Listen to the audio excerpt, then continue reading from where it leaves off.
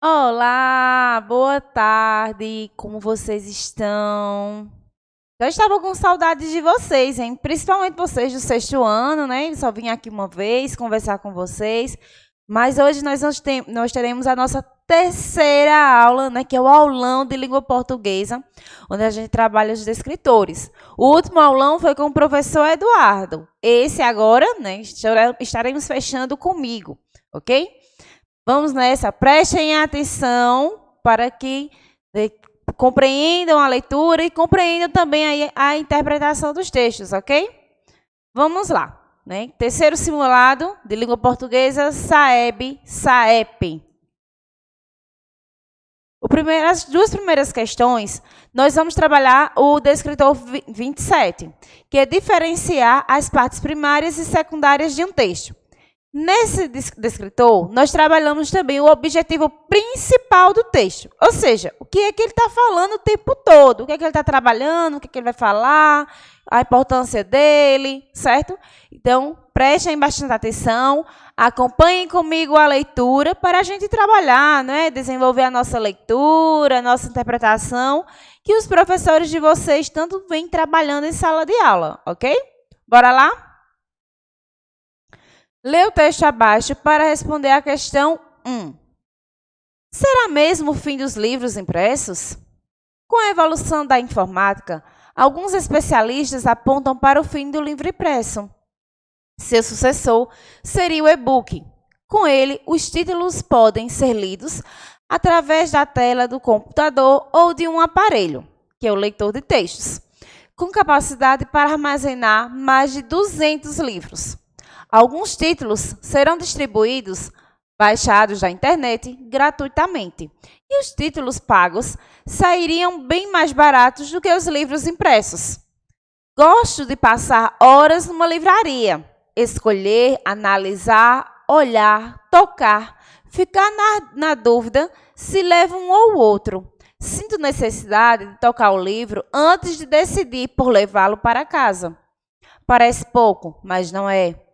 Ver os detalhes da capa, ler dedicatórias, observar a fonte em que foram escritos, entre tantos outros pormenores. Também não podemos esquecer que esses pequenos aparelhos, como todos os outros eletrônicos, são sujeitos a interromper seu funcionamento no meio de uma leitura interessantíssima. Nada disso acontece com o livro impresso. Toda vez que temos uma novidade, discute-se a possibilidade do antecessor cair por terra. Na chegada da internet e dos noticiários online dos provedores, foi decretado o fim do jornal impresso. Lendo engano, pois o contato com o noticiário, divulgado pela internet, acabou despertando a curiosidade e interesse dos novos leitores aos jornais impressos. Acredito que acontecerá o mesmo entre os livros impressos e os e-books. O livro eletrônico não veio para acabar com os impressos, mas para se complementarem, pois ambos apresentam vantagens e desvantagens em relação ao outro. Quem sabe assim como aconteceu com o jornal, o e-book não possa despertar o interesse pela leitura e aumentar o consumo dos livros impressos. Além do mais, como disse o grande escritor José Saramago, uma carta de amor enviada por e-mail nunca poderá ser perfumada, marcada por um beijo com batom ou molhada com uma lágrima. E aí, vamos então à questão. O assunto principal do texto que você leu é... como dica, aprenda a eliminar aquilo que não faz parte. Então, vamos lá. Letra A está dizendo assim, a importância da leitura para a formação dos indivíduos. Está falando aí da importância da leitura? Letra B, a opinião de especialistas sobre o fim dos livros impressos. Nós temos aí opiniões de algumas pessoas. Letra C, a possibilidade dos livros impressos serem substituídos pelo e-book. Ou letra D, as vantagens da utilização do e-book. Então, aí, analisem e eliminem aquela que não faz parte. E aí, qual será? Acredito que vocês já desmarcaram aí a letra B, D, né, de dado, que não faz parte, não é isso? Nós também temos aí a letra A, que é a importância da leitura para a formação dos indivíduos. Também não faz parte aí desse texto. E aí? Qual será? Acredito que vocês marcaram, hein? Letra C, não é? A possibilidade dos livros impressos serem substituídos pelo e-book. Vamos à próxima leitura? A borracha. Você sabia que antigamente se usava a borracha natural para fazer pneus? Você sabe o que é borracha natural? A borracha natural é um material elástico. Isto quer dizer que se apertarmos, dobrarmos, esticarmos, ela sempre volta à sua forma natural. Além disso, é um material muito resistente. Não se rompe facilmente. Por estas qualidades, a borracha natural era ideal para a fabricação de pneus. A borracha natural é fabricada a partir de uma substância chamada látex. O látex é um líquido branco que sai do tronco de uma árvore chamada de Hevea brasiliensis.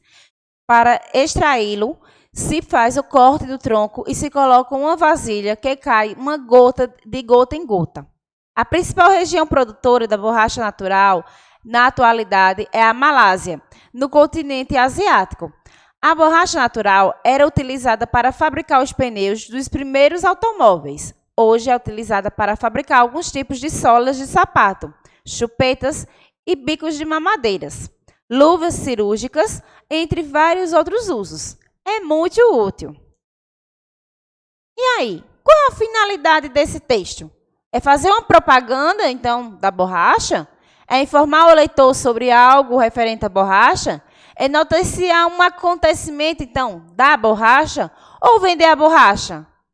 E aí, qual é a resposta?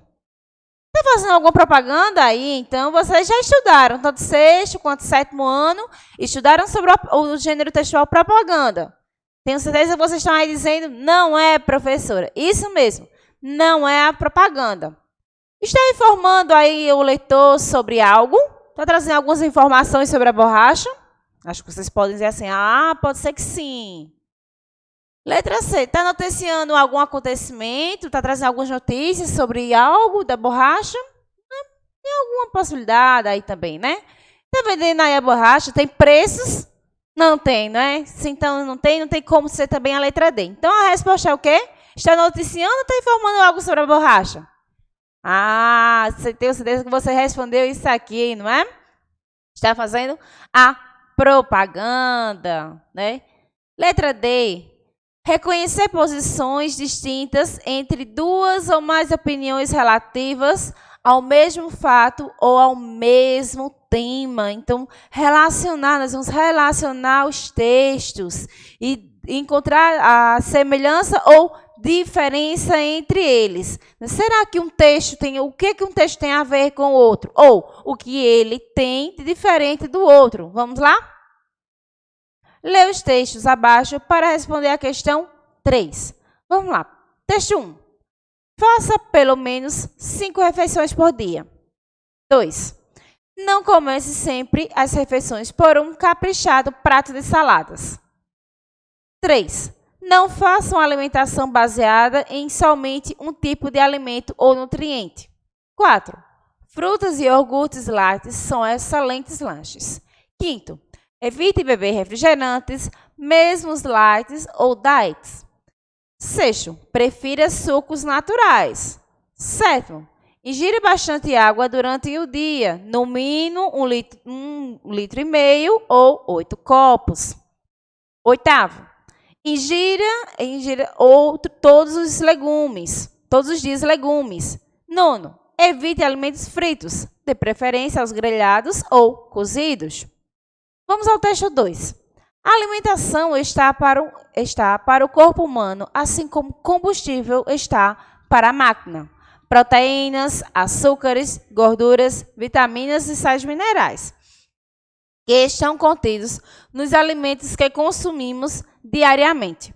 São os nutrientes para o nosso corpo. Hambúrguer com refrigerante e cachorro-quente com fritas podem parecer apetitosos e irresistíveis, mas não são a base da alimentação. O leite e seus derivados, a carne e os ovos, são as principais fontes de proteínas.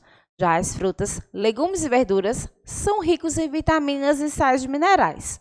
Na sua alimentação, também não pode faltar água. Ela é fundamental para o equilíbrio do corpo, pois é indispensável ao metabolismo e ao movimento muscular. E aí, vamos então à questão. O assunto em comum dos dois textos é, letra A, uma alimentação saudável. Letra B, a importância da ingestão de água.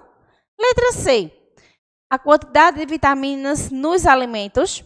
Ou letra D, os maus hábitos alimentares. Qual é a resposta? E aí, você de casa já sabe, não sabe? Muito bem, tenho certeza que você está dizendo aí, ó, a alimentação saudável. O tempo todo o texto 1 vem falando da alimentação saudável. E o texto 2 também, ok? Vamos lá ao texto para responder a questão 4. Liga da Justiça. E aí, bom, né? Vocês gostam? Eu também gosto muito da Liga da Justiça. Quando opta por tornar tudo mais cômico, Liga da Justiça esbarra em problemas básicos do roteiro e direção. O texto não ajuda. A maioria das piadas parecem fora do tempo e boa parte das atuações ficam fora do tom. Ben Affleck não é ator de comédia.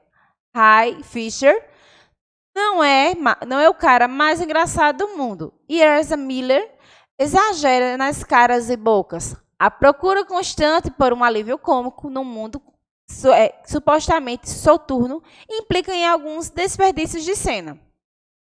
Texto 2. Eu realmente não consigo entender como esse filme conseguiu tão baixas avaliações.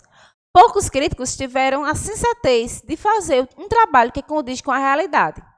Fico feliz em ver que os usuários possuem um senso bem apurado na realidade e têm atribuído o devido reconhecimento que o filme merece.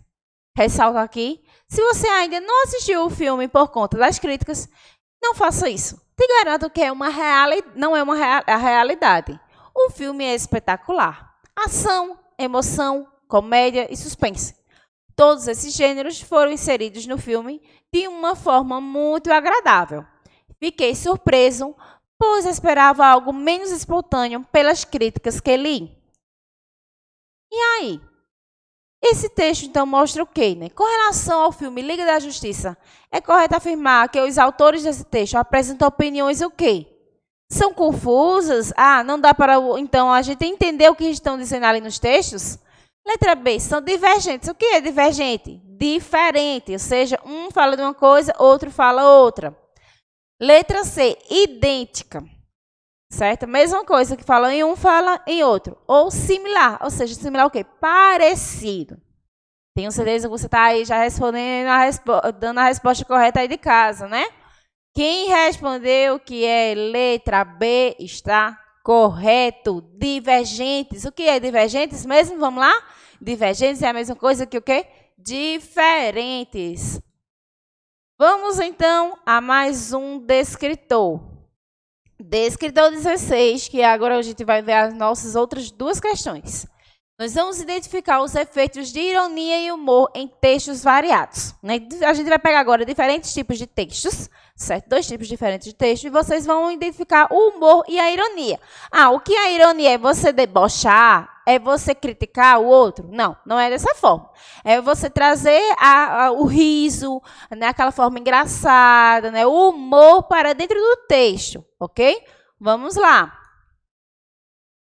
Nós temos o primeiro tipo de texto, que é uma história em quadrinhos, ok? Por que é uma história em quadrinhos? O 7º ano já estudou.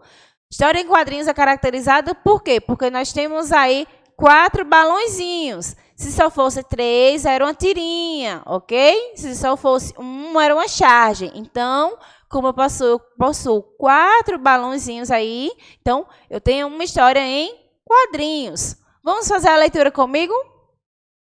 Com vocês, Kurtz, o urso tocador de tuba mais aplaudido do mundo.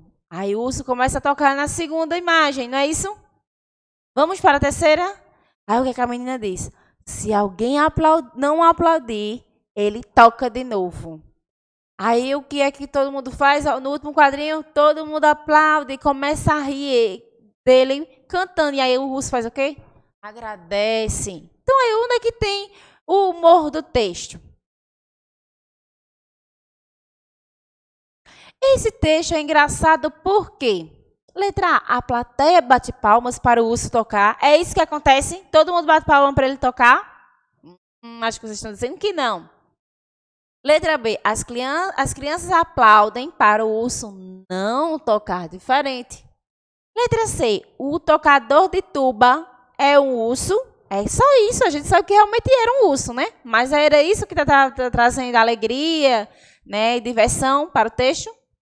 Ou letra D, o urso fica feliz ao ser aplaudido. Sim, ele ficava sim feliz por ser aplaudido. Mas era isso que trazia o humor? Tenho certeza que vocês estão dizendo aí que não. Qual é a resposta? Tenho certeza que você está dizendo que era letra B. As crianças aplaudiam para o urso não tocar novamente. Vamos à letra D, a última questão de hoje. Agradecendo a Deus. Um turista viaja para um safari na África. Durante a excursão na savana, se perde e acaba frente a frente com um leão feroz. Ao vê-lo avançando em sua direção, pede a Deus que um espírito cristão tome posse daquele leão. Nisto, ouve-se um trovão, seguido de um grande clarão no céu. O leão ajoelha-se diante do assustado turista e começa a rezar, dizendo: obrigado, Senhor, por mais essa refeição. O que provoca o humor, então, no texto é a atitude do leão ao agir como cristão, a forma como o leão agradece a refeição que ele vai ter, o desespero do turista frente a frente com o leão, ou o trovão que clareia o céu, tornando o leão bonzinho. O leão ficou bonzinho, será? Eu acho que não, né? Vocês estão me dizendo que ficou? Não, tenho certeza aí, ó. Ou a letra A, o leão, a atitude do leão ao agir como cristão, será que foi essa? Ou será que é a letra B? Ou a C? Tenho certeza que vocês responderam que é a letra A, atitude do leão ao agir como cristão. Quem já viu um leão de joelho agradecendo a Deus? Eu mesmo nunca vi não, viu? Nem vocês, tenho certeza. Então, chegamos ao fim de mais um aulão, né, de língua portuguesa, certo? Este foi o último do ano, o último aulão, viu? Não é a última aula, não. A gente ainda vai se encontrar de hoje a 8 para a próxima aula. E agora vocês ficarão, né, certo, com o link lá do Google Forms para responder às atividades, certo? Beijinhos para vocês e até a próxima aula.